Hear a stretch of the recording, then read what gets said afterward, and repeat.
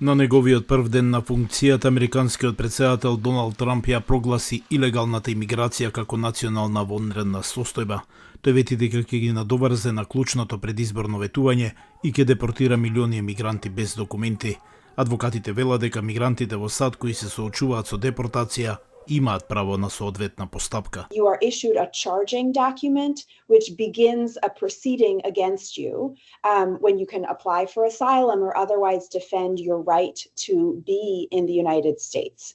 At the end of that process of applying for immigration relief, of going to immigration court and seeing an immigration judge, if you don't win at the end of that process, then you are issued a deportation order. Клам вели дека депортацијата може да се случи брзо или пак може да потрае подолго време. It's possible that somebody is deported after months or years of fighting their case.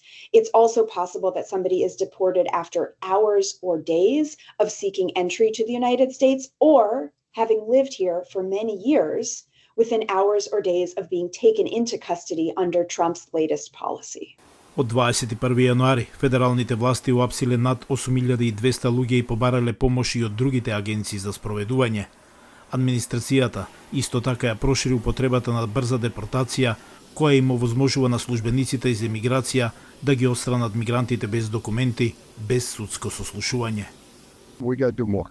And that's what we're looking at now. We're looking at ways to create more efficiencies to do more. Администрацијата користи воена база во заливот Гвантанамо, Куба, за да приведе одредени мигранти без документи. That's going to be another place where we have up to 30,000 beds.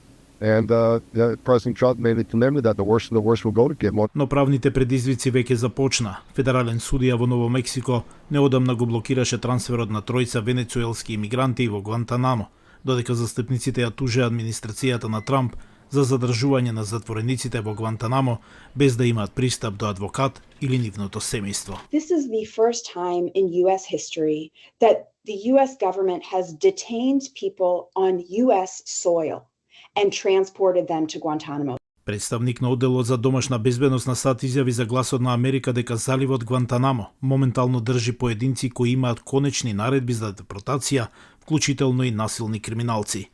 И додека правните предизвици се во тек, администрацијата продолжува да ги спроведува мерките за депортација. Околу 11 милиони имигранти без документи живееле во САД заклучно со 2022 година. Дополнителни 2,3 милиони емигранти беа пуштени во САД помеѓу јануари 2023 година и април 2024 година, кои исто така ќе бидат дел од операцијата за масовна депортација, која ја најави Трамп.